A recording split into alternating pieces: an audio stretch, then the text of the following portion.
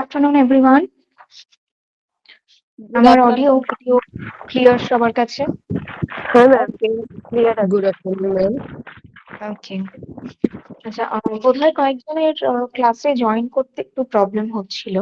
আমার মনে হয় এখন তারা জয়েন করে গেছেন, যারা বলছিলেন প্রবলেম হচ্ছে তারা আছেন তো ক্লাসে?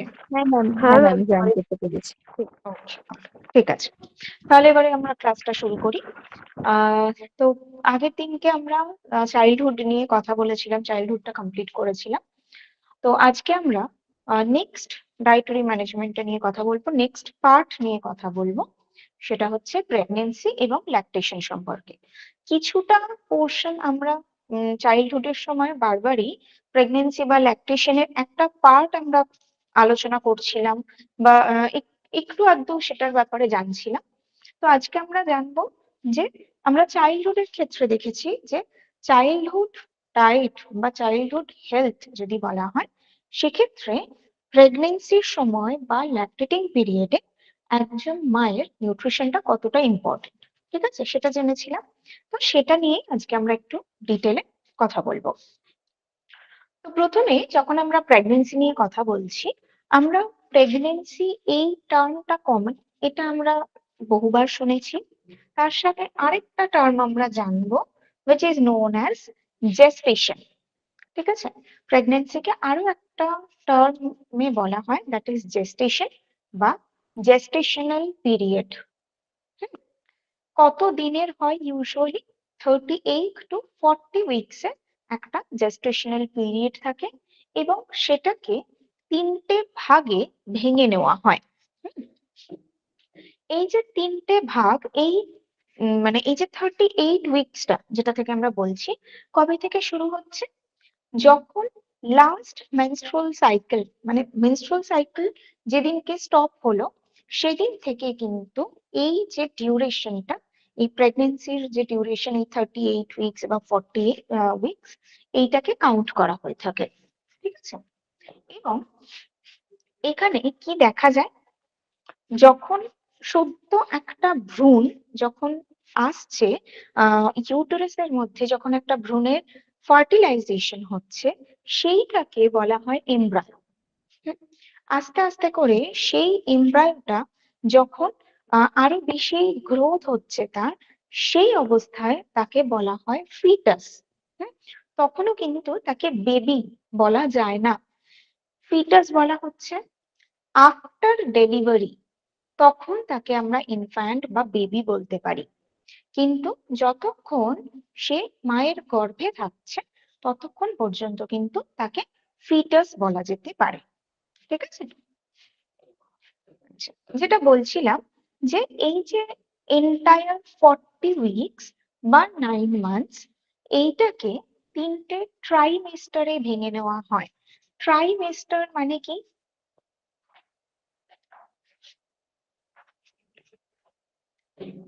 ট্রাই কথাটার মানে হচ্ছে তিনটে। সো ট্রাইমেস্টার মানে তিনটে মান্থ।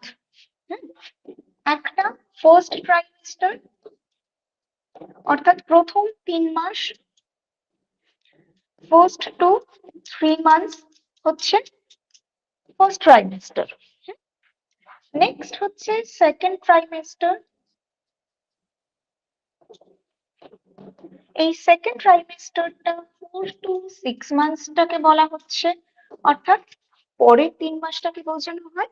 এবং তারপরে হচ্ছে থার্ড ট্রাইমেস্টার, যেটা মোটামুটি ভাবে 7 to 9 মান্থস বা 10 মান্থস হয়ে থাকে, ঠিক আছে। এই তিনটে ট্রাইমেস্টারে কিন্তু আলাদা আলাদা কিছু ক্যারেক্টারিস্টিক রয়েছে, কিছু চেঞ্জেস রয়েছে। সেটা বেবির জন্যও হতে পারে, এবং সেটা মায়ের জন্য, দুজনেরই ক্ষেত্রে কিন্তু কিছু চেঞ্জেস হচ্ছে হরমোনাল ইমব্যালেন্সের কারণে। হরমোনাল চেঞ্জেস হচ্ছে সেই কারণে, তার সাইকোলজিক্যাল চেঞ্জেস হচ্ছে, তার ফিজিওলজিক্যাল চেঞ্জেস হচ্ছে, সবই কিন্তু হয়ে থাকে। তবে এই ফার্স্ট ট্রাইমেস্টারে একটা ফ্যাক্টর খুব কমনলি দেখা যায়, সেটা হচ্ছে রিস্ক ফ্যাক্টরটা। দেখবেন অনেকের ক্ষেত্রেই হয়তো শুনে থাকবেন, মানে যারা অলরেডি এক্সপিরিয়েন্স করেছেন, সেক্ষেত্রে দেখবেন যে ফার্স্ট ট্রাইমেস্টার অর্থাৎ এই যে ফার্স্ট 3 মান্থস, এই সময়টাতে অনেক বেশি কেয়ারফুল থাকার কথা বলা হয়ে থাকে। কারণ কি, এই যে এমব্রায়োটা কিন্তু খুবই ছোট্ট, মানে সাইজ বলতে পারি, মানে ঠিক একটা ডালের দানা যেরকম হয় সেরকম হতে পারে। ঠিক আছে, আস্তে আস্তে তার গ্রোথ হচ্ছে, এরকম একটা পর্যায়। তো যে কোনো কারণে কিন্তু এই এমব্রায়োটার ক্ষতি হতে পারে, এমব্রায়োটা ড্যামেজ হয়ে যেতে পারে। হুম, সেই জন্য প্রথম যে ট্রাইমেস্টারটা, সেই ট্রাইমেস্টারে একটু সাবধানে থাকতে বলা হয়, এবং তার সাথে নিউট্রিশনাল ব্যালেন্সটাকেও ফুলফিল করা হয়। নিউট্রিশনের মধ্যে কি কি প্রয়োজন হয়, সেখানে ভিটামিন ই এর দরকার হয়। কারণ ভিটামিন ই একদিকে যেরকম আমাদের ইনফার্টিলিটিটাকে প্রিভেন্ট করতে সাহায্য করে, একই রকম ভাবে মিসক্যারেজ হওয়ার রিস্কটাকেও কিন্তু কমিয়ে দিতে পারে ভিটামিন ই। তারপরে আসে আয়রন, ক্যালসিয়াম এবং ফলিক অ্যাসিড। এই তিনটে মাইক্রো নিউট্রিয়েন্টসও একদম ফার্স্ট ট্রাইমেস্টার থেকে প্রেগনেন্ট লেডি বা প্রেগনেন্ট মাদার যিনি রয়েছে তাকে ইন্ট্রোডিউস করা হয়ে থাকে, প্রথম অবস্থাতেই, যাতে একটা নিউট্রিশনাল সাপোর্ট দেওয়া যেতে পারে। সেই জন্য পোস্ট ট্রাইমেস্টারের ক্ষেত্রে আরো কিছু চেঞ্জেস দেখা যেতে পারে। হুম, সেই চেঞ্জেস গুলোর মধ্যে কি, একটা হচ্ছে একদম প্রথমের দিকে যখন হয়তো সবে সবে ডিটেক্ট হয়েছে যে তিনি কনসিভ করেছেন, এরকম সময় কখনো কখনো হালকা ব্লিডিং দেখা যেতে পারে। যদি ব্লিডিংটা খুব কম পরিমাণে হয়, ওকেশনাল হয়, তাহলে সেটা অনেক সময় ডক্টররা নর্মাল বলে, কিন্তু সেটা যদি এক্সেসিভ হয়ে যায়, দ্যাট ক্যান বি ডেঞ্জারাস। কেন? কারণ সেখানে একটা চান্স থাকে একটপিক প্রেগনেন্সির। ঠিক আছে, এই একটপিক প্রেগনেন্সিটা কি, যখন এই যে পুরো ইউটেরাসের মধ্যে এমব্রায়োটা ফার্টিলাইজ হচ্ছে। ঠিক আছে, উম আমার ফটো দেখা যাচ্ছে না, আমি তো স্ক্রিনের সামনেই রয়েছি। তাহলে তো ফটো দেখা যাওয়ারই কথা। আচ্ছা, তো যেটা বলছিলাম, এমব্রায়োটাতে যখন ফার্টিলাইজ হচ্ছে, কোথায় ফার্টিলাইজ হচ্ছে? ইউটেরাসের মধ্যে। হুম, আমরা যদি আমাদের যে রিপ্রোডাক্টিভ অর্গ্যানটা রয়েছে সেটাকে যদি কল্পনা করি, এই যদি আমাদের ইউটেরাসটা থাকে, এখান থেকে কিন্তু দুটো টিউব রয়েছে যেটা যুক্ত হচ্ছে আমাদের ওভারির সাথে। ওকে, এই যে টিউবটা, একে বলা হয় ফ্যালোপিয়ান টিউব। ওকে, এই টিউবটাকে বলছি ফ্যালোপিয়ান টিউব। এটা হচ্ছে ওভারি এবং এইটা হচ্ছে ইউটেরাস। কি হয় বেসিক্যালি, এখানে প্রচুর এগস থাকে। এই এগস গুলো সব ইম্যাচিওর এগ। দুটো ওভারিতেই আমাদের এরকম এগ থাকছে যারা ইম্যাচিওর অবস্থায় রয়েছে। ঠিক আছে, এবার কি হচ্ছে, এই এগ গুলো রিলিজ হয়, ওভারি থেকে বেরোয়। হুম, কার মাধ্যমে বেরোয়? আমাদের হরমোনের মাধ্যমে, ইস্ট্রোজেন হরমোন এই এগ গুলোকে রিলিজ করতে সাহায্য করছে। ওভারি থেকে যে এগ গুলো ইম্যাচিওর রয়েছে তার পরিস্ফুটনের জন্য ইস্ট্রোজেন হরমোন সিক্রিট হয়, ওভারি থেকেই সিক্রিট হচ্ছে, যে কিনা এই এগটাকে এই ফ্যালোপিয়ান টিউবের মাধ্যমে আমাদের ইউটেরাসের মধ্যে নিয়ে আসে, এবং সেখানে এসে এইটা ফার্টিলাইজ হচ্ছে, এই ইম্যাচিওর এগটা ম্যাচিওরড এগে পরিণত হচ্ছে। কোনো কারণে যদি এই যে এগটা ফ্যালোপিয়ান টিউবের রাস্তা ধরে ইউটেরাসে এলো, তারপর ফার্টিলাইজ হলো, যদি কোনো কারণে এই এগটা ফ্যালোপিয়ান টিউবের এখানে কোথাও ফার্টিলাইজ হয়ে যায়, তাহলে সমস্যাটা কি? ইউটেরাসে যদি ফার্টিলাইজ হয়, যেহেতু এমব্রায়োর সাইজটা বাড়তে থাকছে, ইউটেরাস কিন্তু এমন একটা মাসল, একটা স্মুথ মাসল, যেটা এক্সপ্যান্ড হতে পারে, যেটা বাড়তে পারে। হুম, কিন্তু এই ফ্যালোপিয়ান টিউব এক্সপ্যান্ড হতে পারে না। সে তার স্থিতিস্থাপকতা সেরকম নয় যে সে বেড়ে যাবে, সেটা জাস্ট একটা টিউব।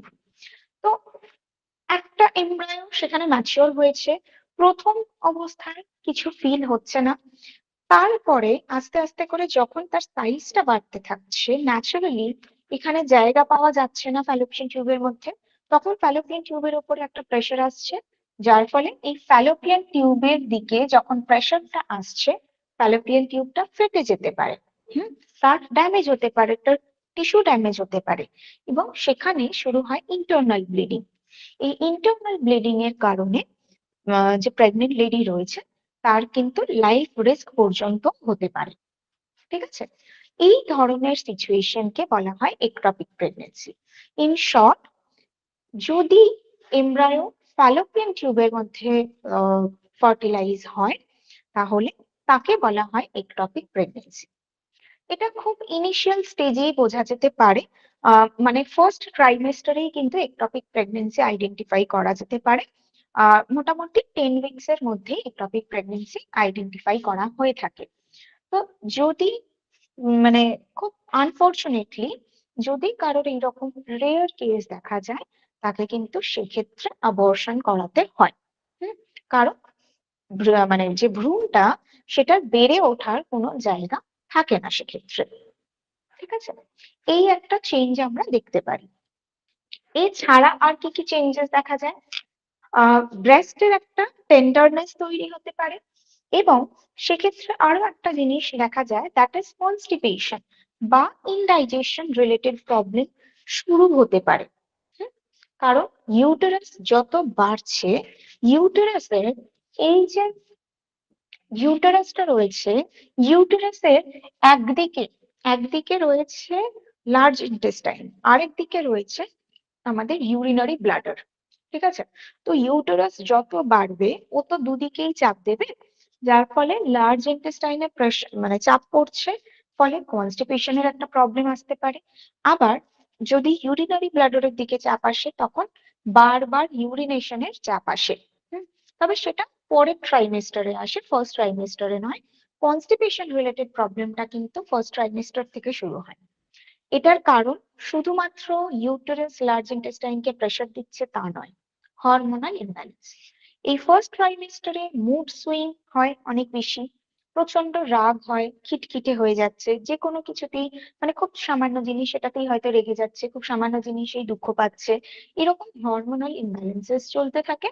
একটা স্ট্রেস তৈরি হয়, যে কারণে কনস্টিপেশনটা শুরু হতে পারে। আচ্ছা, নেক্সট আর কি দেখা যেতে পারে? সেটা হচ্ছে ফ্যাটিগের মতন প্রবলেম। এই ফ্যাটিগটা যত না শারীরিক ভাবে হয়, তার থেকে অনেক বেশি হয় মেন্টালি। তার কারণও আবারও সেই হরমোনাল ইমব্যালেন্স। হরমোনের কারণেই মনে হয়, যেহেতু ইস্ট্রোজেন লেভেল কমে যাচ্ছে, এবার ইস্ট্রোজেন আমাদের হ্যাপিনেসটাকে বুস্ট আপ করতে পারে।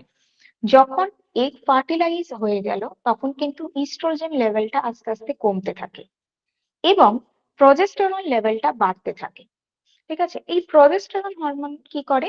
আমাদের রাগ, দুঃখ, এই জিনিসগুলোকে ট্রিগার করে বেশি। সেই জন্য আস্তে আস্তে করে কিন্তু আমাদের মুড সুইং এর পরিমাণটা বাড়তে থাকে। কোনো কিছুতেই আমাদের ভালো লাগছে না, কোনো কাজ করার মতন যে এনার্জি, যে ইচ্ছা, সেটা আসছে না, কারণ এস্ট্রোজেন লেভেল ড্রপ করছে। হুম, এই প্রবলেম গুলো দেখা যেতে পারে। আরেকটা প্রবলেম দেখা যায়, সেটা হচ্ছে পাইকা। পাইকাটা কি? যদিও এটা যে এখন খুব বেশি দেখা যায় তা নয়, যেহেতু একটা প্রপার ট্রিটমেন্টের মধ্যে থাকে, তাই পাইকাটা খুব একটা কমনলি দেখা যায় না। পাইকা কি? পাইকা হচ্ছে এমন একটা সিচুয়েশন যেখানে প্রেগনেন্ট লেডির কোনো নন এডিবল আইটেম খাওয়ার ইচ্ছা হয়।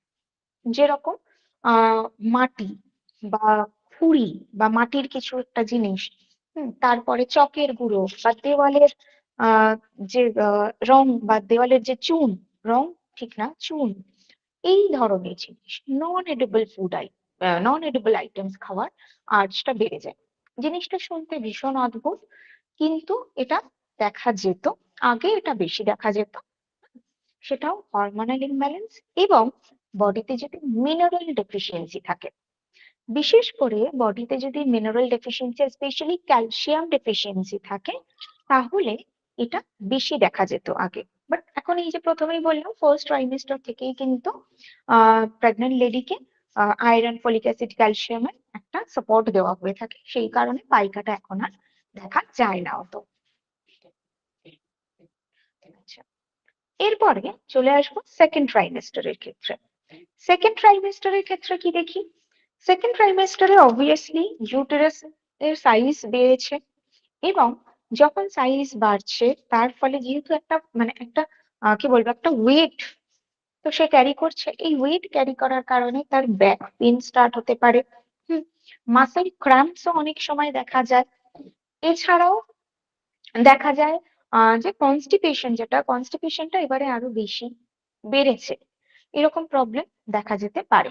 ঠিক আছে, এবং থার্ড ট্রাইমেস্টারে ফার্স্ট এবং সেকেন্ড ট্রাইমেস্টারে যা যা সমস্যা সেগুলো তো হয়ই, তার সাথে বেশি করে অ্যাড অন হচ্ছে এই ইউরিনারি ব্লাডারের প্রবলেমটা এবং ফ্রিকুয়েন্ট ইউরিনেশন, এটা দেখা যায় থার্ড ট্রাইমেস্টারের ক্ষেত্রে।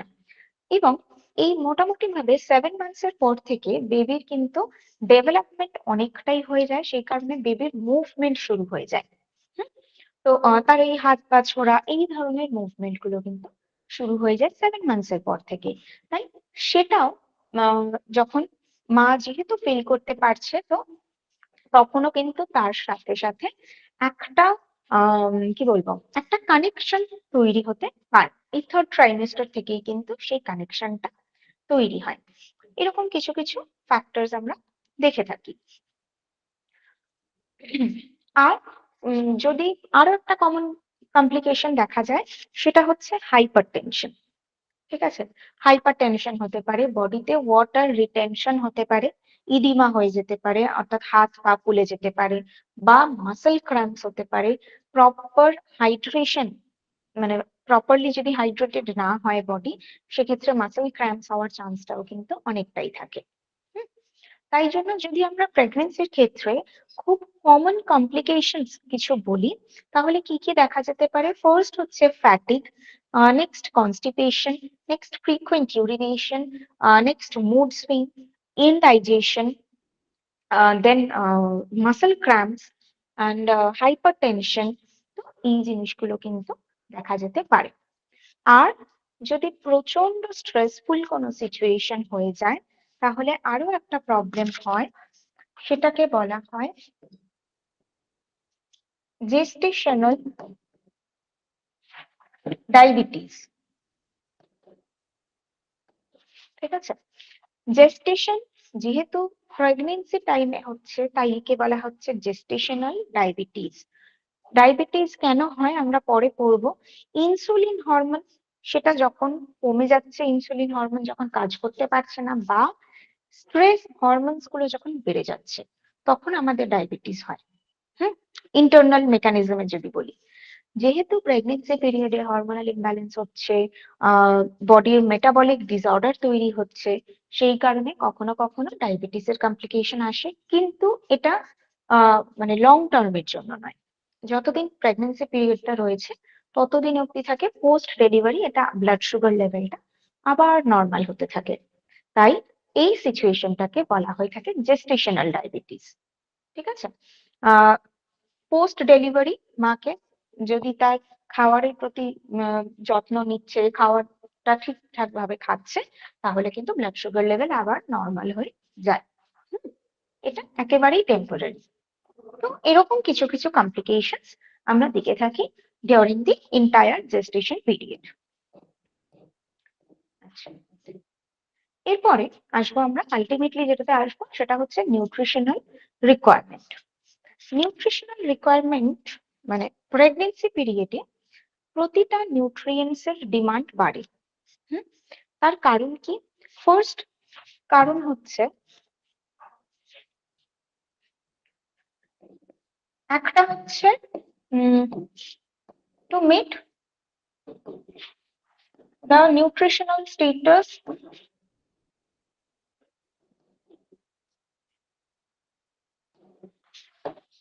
অফ প্রেগনেন্ট লেডি, অর্থাৎ নিজস্ব মায়ের নিজস্ব যে রিকোয়ারমেন্ট গুলো রয়েছে, ডেইলি রিকোয়ারমেন্ট, সেটা যাতে ফুলফিল হতে পারে সেটার দিকে নজর রাখতে হবে। অ্যান্ড সেকেন্ড হচ্ছে to fulfill the growth and the development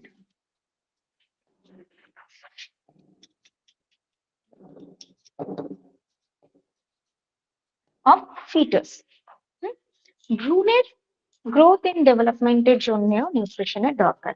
সেই জন্য ডেইলি রিকোয়ারমেন্ট যা থাকে প্রেগন্যান্সি পিরিয়ডে সেই রিকোয়ারমেন্টটা বেড়ে যায়। তার মধ্যে প্রথম যদি ক্যালোরি বলি, তাহলে ক্যালোরির এখানে রিকোয়ারমেন্টটা আমরা দেখতে পাচ্ছি যে এক একটা ট্রাইমেস্টারে কিন্তু ক্যালোরি রিকোয়ারমেন্টটা বাড়ছে। এটার কারণ কি? প্রথমত মা তার নিজের প্রতিদিনের যা কাজকর্ম সেগুলোর জন্য তার ক্যালোরির প্রয়োজন হচ্ছে। এটার সাথে ইন্টারনালি তার বডিতে যে একটা গ্রোথ হচ্ছে সেই গ্রোথটা যাতে প্রপার হয় সেই কাজের জন্যও যে শক্তি প্রয়োজন সেটাও কিন্তু মায়ের খাবার থেকেই আসবে। যদি প্রতিটা ম্যাক্রোনিউট্রিয়েন্টস এর কথায় আসি, খুব ইম্পর্টেন্ট ম্যাক্রোনিউট্রিয়েন্টস হচ্ছে প্রোটিন। কারণ আমরা প্রোটিনের ফাংশনে পড়েছি ফ্রম হেড টু টো সবকিছু প্রোটিন দিয়ে তৈরি। তাই একটা ভ্রূণ তৈরি হতে, এইটুকু থেকে এত বড় একটা বাচ্চা তৈরি হতে গেলে যা যা দরকার সবটা প্রোটিন ছাড়া পসিবল নয়। হুম, তো প্রোটিনের রিকোয়ারমেন্ট থাকছে। প্রোটিনের রিকোয়ারমেন্ট অন্তত পক্ষে সারাদিনে যতটা প্রয়োজন তার থেকে 20 থেকে 25 গ্রাম প্রোটিন তার এক্সেস নেওয়াটা দরকার। হুম, যদি একদম স্পেসিফিক ফিগার বলি তাহলে 23 গ্রাম প্রোটিন কিন্তু এক্সট্রা নিতে হয় একজন প্রেগনেন্ট লেডিকে। নেক্সট নেক্সট যদি কার্বোহাইড্রেট বা ফ্যাটের কথা বলি, কার্বোহাইড্রেটের ক্ষেত্রে যেটা মাথায় রাখতে হবে সেটা হচ্ছে কমপ্লেক্স কার্বোহাইড্রেট। আমার এনার্জি লাগছে বলেই যে আমি প্রচুর সিম্পল কার্বোহাইড্রেট নিয়ে নেব সেটা নয়, কমপ্লেক্স কার্বোহাইড্রেট বেশি নিতে হবে because of the fibre content to prevent constipation. তাই জন্য কমপ্লেক্স কার্বোহাইড্রেটের উপরে বেশি জোর দিতে হয় এবং কমপ্লেক্স কার্বোহাইড্রেট থেকে মাইক্রো নিউট্রিয়েন্টস গুলোও পাওয়া যায়। ঠিক আছে, তবে এক্ষেত্রে দেখা যায় যে বেশ কিছু প্রেগনেন্ট মহিলাদের মর্নিং সিকনেস বলে একটা সমস্যা হয়। মর্নিং সিকনেস কি? মর্নিং মানে সকালবেলায় সিকনেস, অসুস্থতা। সকালবেলার অসুস্থতা মানে সকালবেলায় যখন তিনি ঘুম থেকে উঠলেন, ঘুম থেকে ওঠার পরেই তার বমি হচ্ছে, গা বমি করছে, মানে নরসিয়া বা ভমিটিং এগুলো হচ্ছে, এটাকে বলা হয় মর্নিং সিকনেস। সেইটা যদি কারোর হয় তাহলে সেটাকে প্রিভেন্ট করতে গেলে সিম্পল কার্বোহাইড্রেট তাকে দেওয়া যেতে পারে। মানে যখনই তিনি ঘুম থেকে উঠলেন, মানে ব্রাশ করারও দরকার নেই, জাস্ট ঘুম থেকে উঠলেন এবং তার যদি এরকম প্রবলেম থেকে থাকে আগে, তাহলে সাথে সাথে ঘুম থেকে ওঠার পরেই তিনি কিছু সিম্পল কার্বোহাইড্রেট মুখে নিয়ে নেবেন।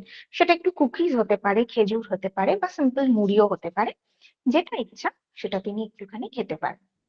ঠিক আছে, তাহলে মর্নিং সিকনেসটাকে কিছুটা প্রিভেন্ট করা যেতে পারে। আর যদি ফ্যাটের কথায় আসি তাহলে ফ্যাটের জন্য দরকার হয় গুড কোয়ালিটি ফ্যাট, যেখান থেকে ওমেগা 3 পাওয়া যাবে, যা ডিএইচ এ ফরমেশনে হেল্প করবে। এই ডিএইচ এ ফিটাসের ব্রেন ডেভেলপমেন্ট করতে সাহায্য করবে। ঠিক আছে, তো এটা খুব ইম্পর্টেন্টলি দেখা যেতে পারে। এরপরে যদি মাইক্রোনিউট্রিয়েন্টে আসি, ইম্পর্টেন্ট মাইক্রোনিউট্রিয়েন্ট হচ্ছে আয়রন।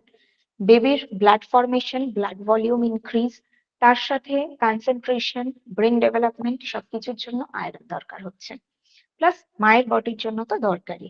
এবং আমরা চাইল্ডহুডের চ্যাপ্টারে পড়েছি যে এই ডিউরিং দিস এন্টায়ার 9 মান্থস বেবির বডিতে কিন্তু একটু একটু করে মানে লিভারে আয়রন স্টোর হয়। সেই কারণে পরের 6 মাস পর্যন্ত এই স্টোর থেকে নিয়েই কাজ চালানো হয়।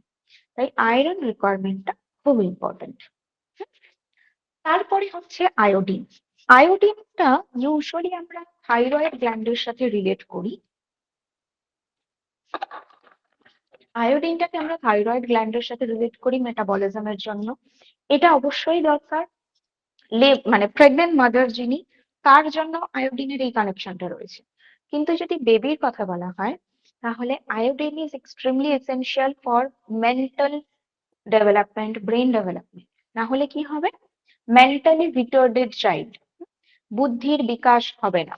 ব্রেন ডেভেলপমেন্ট হবে না, এবং পোস্ট ডেলিভারি আমরা অনেক সময় দেখতে পারি যে বেবির যেহেতু বুদ্ধির বিকাশ হচ্ছে না, সে আশপাশের মানুষজনের সাথে সেভাবে খাপ খাইয়ে নিতে পারছে না, তার বয়সের তুলনায় সে ততটা ম্যাচিওর নয়। স্পেশাল চাইল্ড আমরা যখন বলে থাকি, তো সেক্ষেত্রেও কিন্তু আয়োডিন ডেফিসিয়েন্সির কারণে হতে পারে। Okay, next calcium and vitamin D.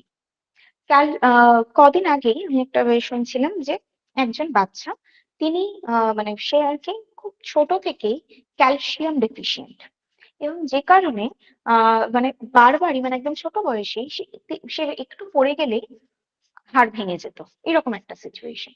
তো এটা কেন হয়েছে?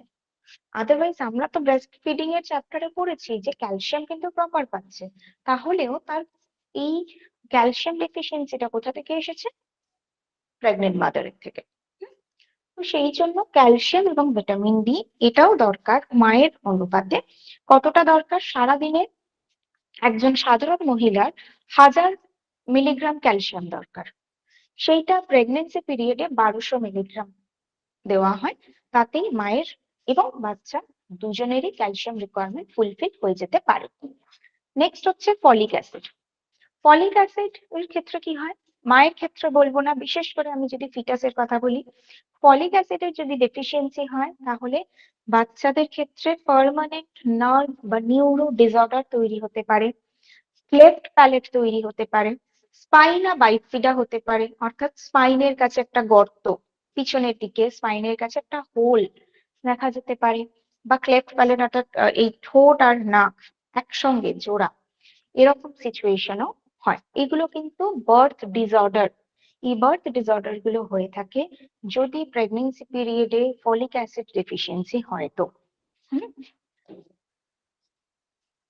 তো মোটামুটি ভাবে এই নিউট্রিয়েন্টস গুলোকে আমরা খেয়াল করছি। এবার যদি আমরা দেখি যে তাহলে একটা প্রেগনেন্ট লেডির জন্য আমরা কিভাবে ডায়েট প্যাটার্নটাকে ইমপ্রুভ করাতে পারি, তাহলে আবারও আমাদেরকে যেতে হবে আমাদের 5 ফুড গ্রুপস এর মধ্যে।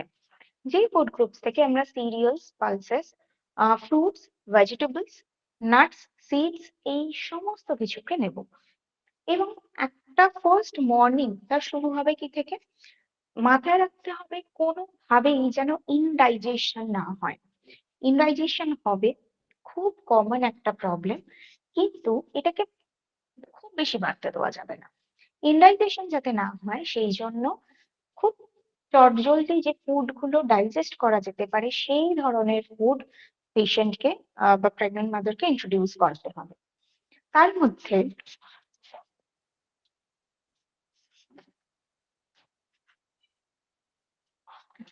তার মধ্যে এই যে সিরিয়ালস এর কথা বলছি, পালসেস, ফ্রুটস, ভেজিটেবলস,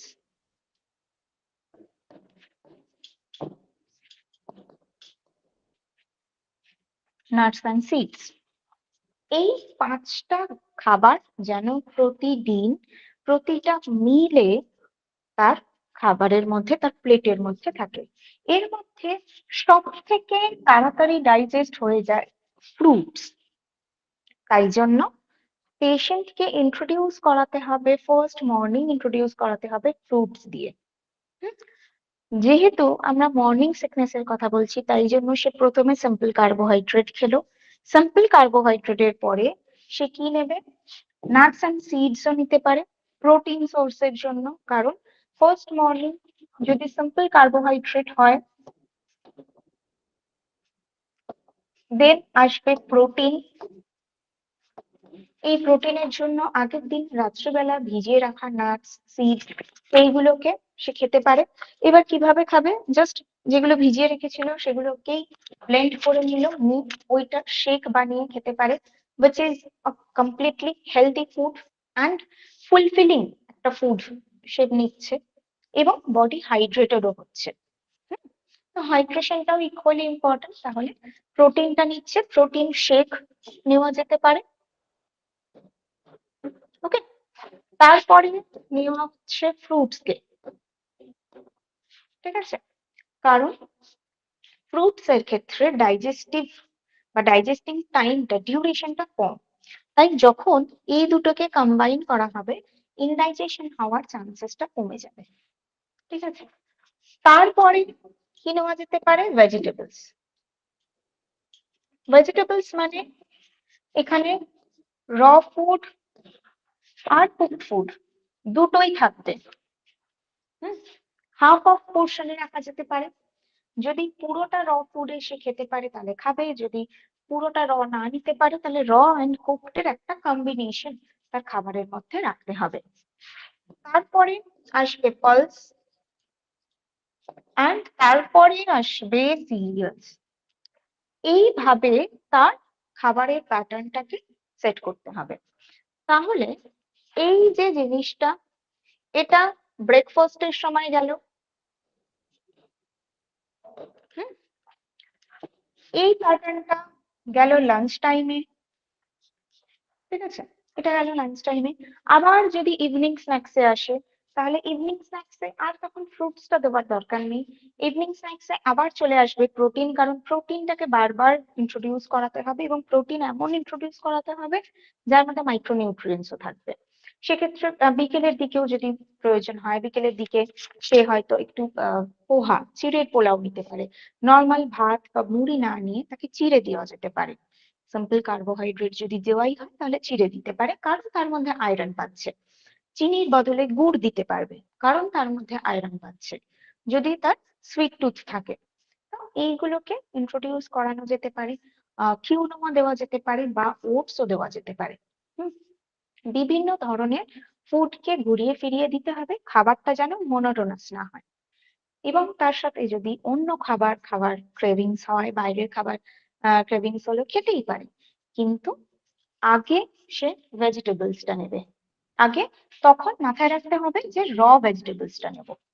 র ভেজিটেবলস নিয়ে ফাইবার রিকোয়ারমেন্টটাকে ফুলফিল করা হোক আগে, তারপরে আমি ফাস্ট ফুড বা জাঙ্ক ফুড যেটা নিতে চাইছি সেটা নেব। তাতে সুগার অ্যাবজর্পশন কম হবে এবং কনস্টিপেশনের প্রবলেমটা কম হবে, কারণ বাইরের খাবার মানিয়ে কিন্তু সেখানে রিফাইন ফ্লাওয়ার রয়েছে। আপনি বাড়িতে যখন দিচ্ছেন তখন আপনি খুব নিয়ম মেনে দেবেন, কিন্তু বাইরে গেলে ন্যাচারালি সেটা হচ্ছে না। সেই জন্য আগে ফাইবারটা নিয়ে বডির ডিটক্সিফিকেশন প্রসেসটাকে ভালো করে রাখতে হবে। ঠিক আছে, বোঝা গেল এটা? এটা ক্লিয়ার হয়েছে সবার? হ্যালো ম্যাম, বলুন, কিছু বলছেন? প্রেগনেন্ট অবস্থায় যে অ্যালবেন্ডা জল দেওয়া হয় এটা কি কারণে দেওয়া হয়? কিসের জল? অ্যালবেন্ডা জল, যে কিমির বড়িটা না সরি, প্রেগনেন্সি এটা আমি অবস্থা। জানি না।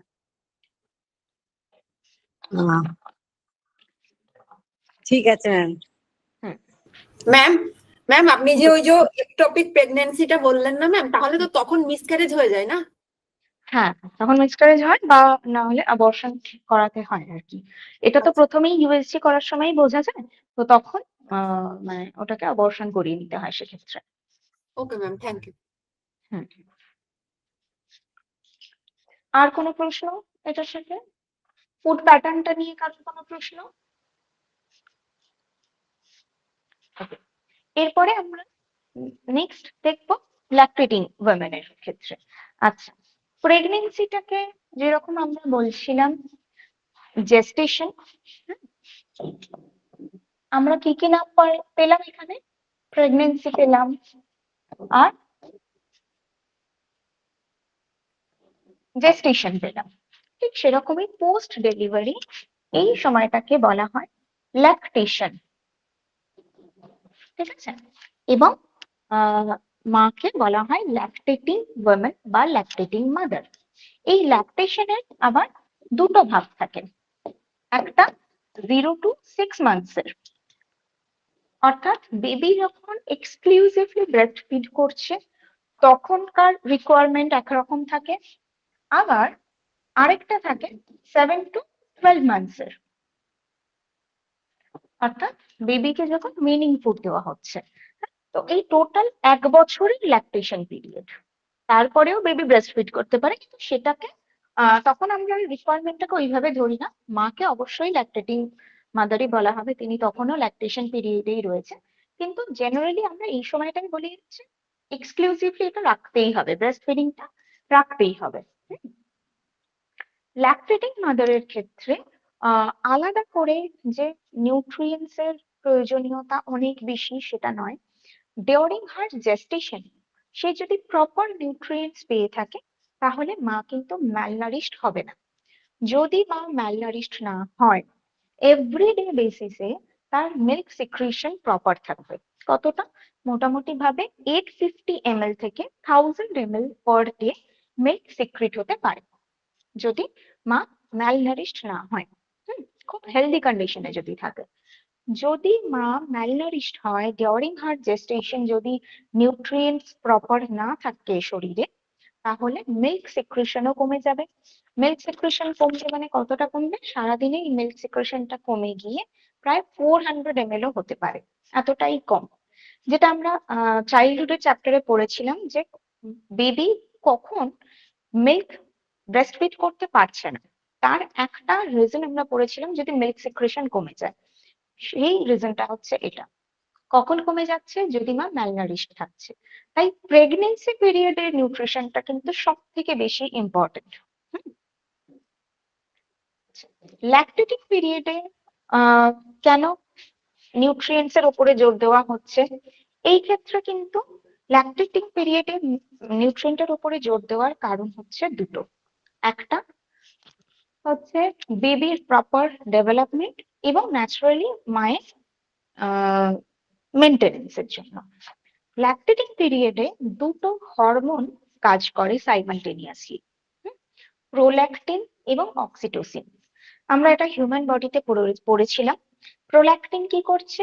মিল্ক মানে প্রোডাকশনে হেল্প করছে, এবং অক্সিটোসিন কিসে হেল্প করছে? মিল্ক সিক্রিশনে হেল্প করছে।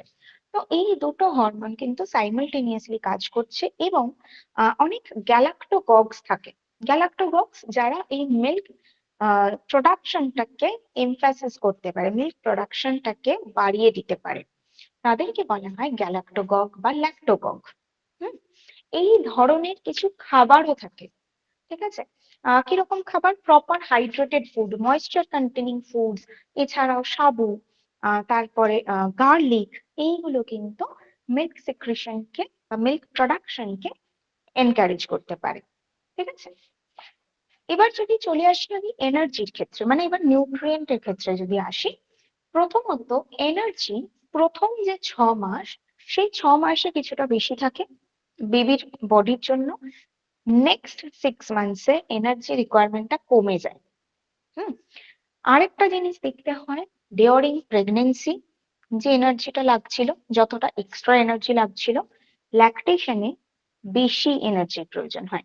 ডিউরিং প্রেগনেন্সি মোটামুটি এক্সট্রা 300 কিলোক্যালোরি অব্দি লাগছিল, ল্যাকটেটিং এর ক্ষেত্রে সেই এক্সট্রা এনার্জিটা 500 থেকে 550 কিলোক্যালোরি পার ডে নেওয়া হয়ে থাকে। প্রোটিনের আলাদা রিকোয়ারমেন্ট কিছু নেই, প্রোটিন অ্যাজ আ হোল প্রয়োজন হচ্ছে। কার্বোহাইড্রেটের জন্য আলাদা রিকোয়ারমেন্ট থাকছে না, কার্বোহাইড্রেট নর্মাল তার যা রিকোয়ারমেন্ট সেটা নিলেই হয়।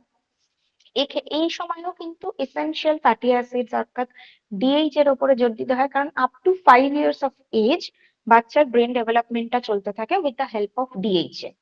সেই জন্য যেভাবেই হোক না কেন বাচ্চার বডিতে ডিএইচ এ সাপ্লাই করে। তো ল্যাকটেটিং মাদারের ক্ষেত্রে মানে বাচ্চার বডিতে ডিএইচ এ সাপ্লাই করা মানে হচ্ছে ল্যাকটেটিং মাদারের নিউট্রিয়েন্টকে ফুলফিল করা, সেইটাকে মাথায় রাখতে হয়। এবং তার সাথে ক্যালসিয়ামের এক্সট্রা খুব একটা রিকোয়ারমেন্ট থাকে না। আগে ক্যালসিয়াম নর্মাল মানে জেনারেল ওয়ামেনের জন্য 600 মিলিগ্রাম দেওয়া হতো, ঠিক আছে? এবং ল্যাকটেটিং পিরিয়ড, প্রেগনেন্সি পিরিয়ড সবেতেই 1200 মিলিগ্রাম দেওয়া হতো, এক্স্যাক্টলি এর ডাবল। কিন্তু যখন মানে নেক্সট আইসিএম এর রেকমেন্ডেশনে এই যে জেনারেল রিকোয়ারমেন্টটা, যেটা আগে 600 মিলিগ্রাম ছিল, সেটাকে বাড়িয়ে 1000 মিলিগ্রাম করা হলো, এবং প্রেগনেন্টদের ক্ষেত্রে 1200 করা হলো। ল্যাকটেটিং এর ক্ষেত্রেও কিন্তু 1000 থেকে 1200 মিলিগ্রামের মধ্যে রাখলেই হয়, এক্সেস আর কোনো রিকোয়ারমেন্টের প্রয়োজন নেই। আচ্ছা, কি ধরনের ফুডস এর মধ্যে ক্যালসিয়াম পাওয়া যেতে পারে সেটা এখানে মেনশন রয়েছে। প্রেগনেন্সি বা ল্যাকটেশন দুটোতেই একটা জিনিস মনে রাখতে হবে, সেটা হচ্ছে অ্যানিমাল ফুড। এই যে আমরা বারবার করে প্রোটিনের কথা বলছি যে প্রোটিনের রিকোয়ারমেন্ট বেশি, প্রোটিন বেশি নিতে হবে, অনেকটা প্রোটিন নিতে হবে, তার মানে কিন্তু কখনোই নয় সে অ্যানিমাল ফুডের উপরে বেশি ডিপেন্ডেন্ট হবে। কারণ আমরা বলেছিলাম ডাইজেশন, অ্যানিমাল ফুডের ডাইজেশন হতে অনেক সময় লাগে। সেই জন্য অ্যানিমাল ফুডটার উপরে বেশি জোর দেওয়া নয়, রাদার প্লান্ট ফুডের উপরে বেশি জোর দিতে হবে for protein source, for calcium source, সবকিছু। এর জন্য একটা পাউডার বানানো যেতে পারে, হোমমেড একটা পাউডার, সেটার মধ্যে প্রোটিন, মাইক্রোনিউট্রিয়েন্টস সব পাওয়া যেতে পারে। কিরকম? সেটা প্রেগনেন্সি থেকেই স্টার্ট করা যেতে পারে। তার মধ্যে হয়তো বাদাম থাকলো, যে কোনো বাদাম, চীনা বাদামও থাকতে পারে, আমন্ডসও থাকতে পারে, যে কোনো কিছু। আহ সম্ভব হলে আখরোট দেওয়া যেতে পারে। সেই বাদাম দেওয়া হলো কিছুটা ড্রাই রোস্ট করে, তার মধ্যে তিল দেওয়া হলো ড্রাই রোস্ট করে, তিল, ড্রাই রোস্টেড ফ্ল্যাক্সিড এবং ড্রাই রোস্টেড ছোলা, হুম, আর মানে ছোলা ভাজা আর কি, সেইটা। এই সমস্ত কিছুকে যদি মানে ড্রাই রোস্ট করে নিয়ে তার সাথে আরো যা যা সিডস রয়েছে, পামকিন সিডস হতে পারে, তো এই সমস্ত কিছুকে ভালোভাবে ড্রাই রোস্ট করে গ্রাইন্ড করে রেখে দেওয়া হলো। এবং সেইটা যদি জাস্ট জলে মিশিয়ে মানে ওইটার শেক বানিয়ে খাওয়া যায়, হ্যাঁ, যেভাবে আমরা ছাতু খাই, ছাতু গুলি, সেটার পরিবর্তে ওই পাউডারটাই গুলে খাওয়া হলো, সেটা করা যেতে পারে। অথবা এই পাউডারটার সাথে খেজুর মিশিয়ে, খেজুরটাকেও পেস্ট করে আর কি, খেজুর মানে মিষ্টি দেওয়া, চিনি কোটিং খেজুরটা নয়, নর্মাল যে শুকনো খেজুরটা হয়, সেই খেজুরটাকেও পেস্ট করে তার সাথে মিশিয়ে সেটার ওই বলস বানিয়ে সেটাও রাখা যেতে পারে, যেটা আমরা চাইল্ডহুডের জন্য বলেছিলাম, বাচ্চাদের টিফিনে দেওয়ার জন্য। ওই সেম জিনিসটা প্রেগনেন্ট লেডি খেতে পারে, ল্যাকটেটিং লেডি খেতে পারে। তার ক্যালোরি, মাইক্রোনিউট্রিয়েন্ট, প্রোটিন এবং এনার্জি সবকিছুর জন্য। ওকে, সেই জিনিসগুলো ইন্ট্রোডিউস করতে পারে।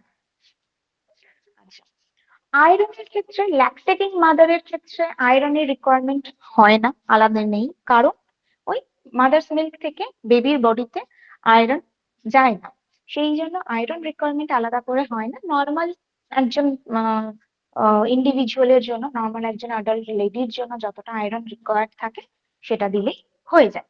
ভিটামিন তো আমাদের সবকটাই লাগছে, তো হ্যাঁ, ভিটামিন প্রতিটাই লাগে, এবং ভিটামিন সি বিশেষ করে, যেহেতু ভিটামিন সি পরবর্তীকালে পাওয়াটা একটু অসুবিধাজনক, এই 6 মান্থস পর্যন্তই ভিটামিন সি এর একটা ভালো সোর্স পাওয়া যেতে পারে। সেই জন্য ল্যাকটেটিং মাদারের ডায়েটে যাতে প্রতিদিন ভিটামিন সি থাকে এবং ভিটামিন সি এর যে চাহিদা সেটা যাতে পূরণ হয়, প্রতিদিন অন্ততপক্ষে 100 মিলিগ্রাম ভিটামিন সি যেন ল্যাকটেটিং মাদারের ডায়েটে থাকে, সেটাকে নজরে রাখতে হয়। ঠিক আছে, ক্লিয়ার হলো এটা? এটা বোঝা গেছে তো? এটার মধ্যে কারো কোনো প্রশ্ন? ম্যাম, ওই নাটস গুলোকে ওই ড্রাই রোস্ট করে ওই বল বানাতে হবে না, ওইটা ভিজিয়ে শুকিয়ে তারপরে ফাইটেট অ্যাসিড থাকে, তো ওইটা কিভাবে হবে? ড্রাই রোস্ট করে নিলে ফাইটিক অ্যাসিড ডিঅ্যাক্টিভেট হয়ে যাবে। আপনি ইদার ড্রাই রোস্ট করতে পারেন বা ভিজিয়ে রেখে জলটা ফেলে দিতে পারেন। ঠিক আছে। বল বানানোর জন্য বেটার হয় কি ড্রাই রোস্ট করে নেওয়া। যদি কোনো কিছু আপনি যদি প্রিজার্ভ করতে চাইছেন, প্রিজার্ভ করতে চাইলে সেটাকে রোস্ট করে নেবেন। তার ফলে কি হবে, তার ভিতরের যে ময়েশ্চারটা সেটা যেহেতু কমে যাচ্ছে, তাই ব্যাকটেরিয়াল গ্রোথ হবে না, সেটা তাড়াতাড়ি নষ্ট হয়ে যাবে না। আর আপনি যদি ইনস্ট্যান্ট খাচ্ছেন, ধরুন আমি পরের দিন সকালবেলায় ওটা খাবো, তাহলে আপনি আজকে ভিজিয়ে রাখুন ওটা, তাহলে ড্রাই রোস্ট করার দরকার নেই, ভিজিয়ে রাখুন, পরের দিন সকালে খান, তাতে ডাইজেস্টিবিলিটিটাও ভালো হবে, এনহ্যান্স হবে, এবং তার সাথে নিউট্রিয়েন্ট গুলো আপনার বডিতে ভালো অ্যাবসর্ব হবে। কিন্তু আপনি যদি দেখছেন যে না আমার সেই রকম সময় নেই, আমাকে মানে প্রিজার্ভ করে রাখতে পারলেই আমার ভালো, তাহলে ড্রাই রোস্ট করে রাখুন। ঠিক আছে? Hello ma'am. হ্যাঁ, হ্যালো বলুন বলুন।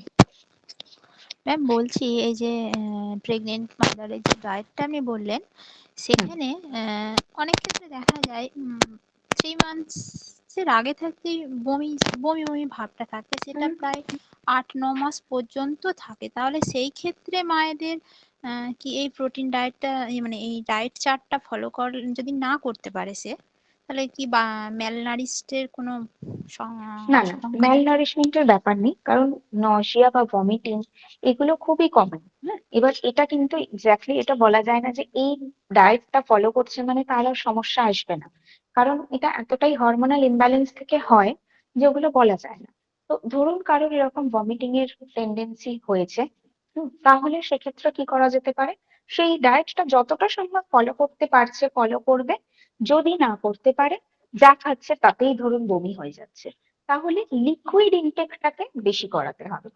মানে সলিড ফুড যেখান থেকে সে নিউট্রিয়েন্ট পাচ্ছে, এটার পরিবর্তে ফুল ফ্লুইড ডায়েট যেটা আমরা পড়েছিলাম, সেই ফুল ফ্লুইড ডায়েটের মাধ্যমে তার নিউট্রিয়েন্ট সাপ্লাই করতে হবে এবং লিকুইড ইনটেকটা সেখান থেকেই চলে আসবে। সেটা করা যেতে পারে। এবং অল্প অল্প করে পুরো প্রেগনেন্সি পিরিয়ডেই কিন্তু স্মল অ্যান্ড ফ্রিকুয়েন্ট মিলস এইটা মানতে হবে। একবারই অনেকটা খাওয়া নয়, অল্প অল্প করে বারে বারে সে খেতে পারে। Okay madam. ম্যাম, বল মিন্স কি কাপ? মানে হ্যাঁ, এক কাপ, এর যে বল, BUWL, বল মিন্স কতটুকু পরিমাণ? বোল বোল মানে হচ্ছে বাটি। বাটি? হ্যাঁ হ্যাঁ এক এক বাটি আমাদের এখানে 250 মিলি বলা হয় আর কি, এরকম হ্যাঁ, কি? এখানে যে বোল দেওয়া রয়েছে, যদি এখানে আপনি দেখতে পারেন বোলের কথা, তাহলে বোল হচ্ছে স্ট্যান্ডার্ড সাইজ বোল, মিডিয়াম সাইজড বোল যেটা হয় মোটামুটি ভাবে 250 থেকে 300 ml এর যে বোল গুলো হয় সেটার কথা বলা হয়েছে। ঠিক আছে ম্যাম, তাহলে 2 bowl means 500 millilitre. 500 ml, হ্যাঁ। Thank you. হুম। আর কোনো প্রশ্ন কারোর কাছ থেকে? Hello ma'am. হ্যালো ম্যাম, বলি ডিএইচ ওইটা পুরো ফুল ফর্মটা কি? Docosahexaenoic acid. এর আগে একবার কি বলেছিলাম, নোট করে দিচ্ছি। ঠিক আছে।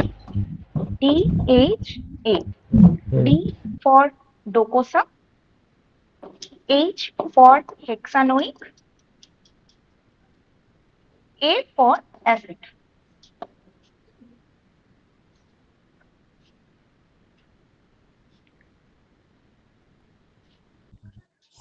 হ্যালো ম্যাডাম, বলুন।